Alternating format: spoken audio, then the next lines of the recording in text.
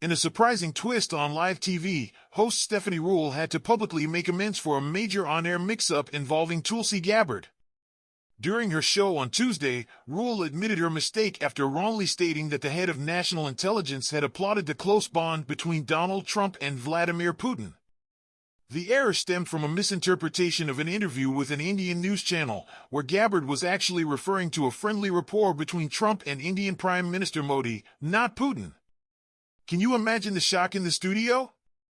The apology came with a clear message: we meant what Gabbard actually said. We said the world leader was Putin, but she was talking about Modi. That's all sorted now. Not long after, guest host Ali Velshi echoed similar regrets on his segment of The Last Word. This cascade of on-air apologies coincided with the Associated Press stepping in to fix its own mistake. A story by David Klepper, originally headlined with claims that Gabbard declared Trump and Putin very good friends, was pulled and revised.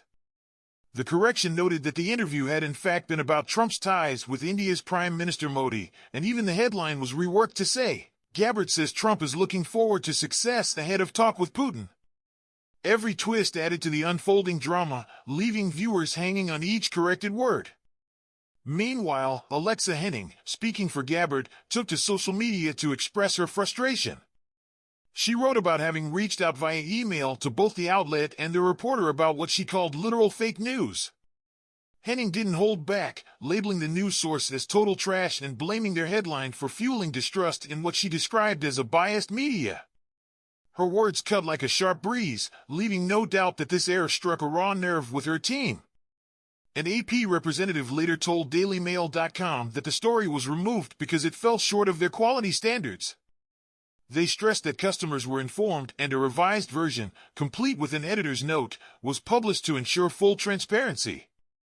The new piece now points out that Gabbard criticized former President Biden's approach to the war in Ukraine, while also lauding Trump for his steady push towards a ceasefire, a move that starkly contrasted with the previous administration's complete inaction.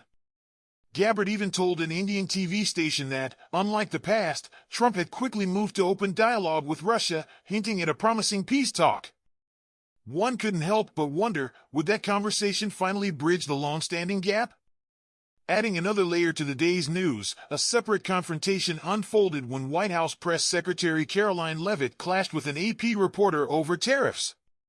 During a heated exchange about Trump's plans to hike tariffs, a measure meant to protect American interests, the reporter, Josh Boak, pressed Leavitt on the soaring stock market and policy choices. Leavitt fired back, insisting that tariffs were simply a way to shield the American people, even challenging him by asking if he'd ever been hit with one. Her curt response left the studio buzzing with tension and a sense of unresolved drama. The controversy didn't end there. The administration had taken the rare step of banning the AP from the Oval Office and Air Force One after the news outlet refused to adjust a geographic name from Gulf of Mexico to Gulf of America. This move led to lawsuits against top officials including the Chief of Staff, a deputy, and the press secretary.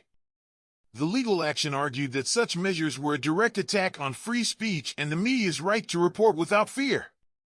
With these charges, the courtroom is now the next battleground for what many see as a fight for the very soul of press freedom in the United States.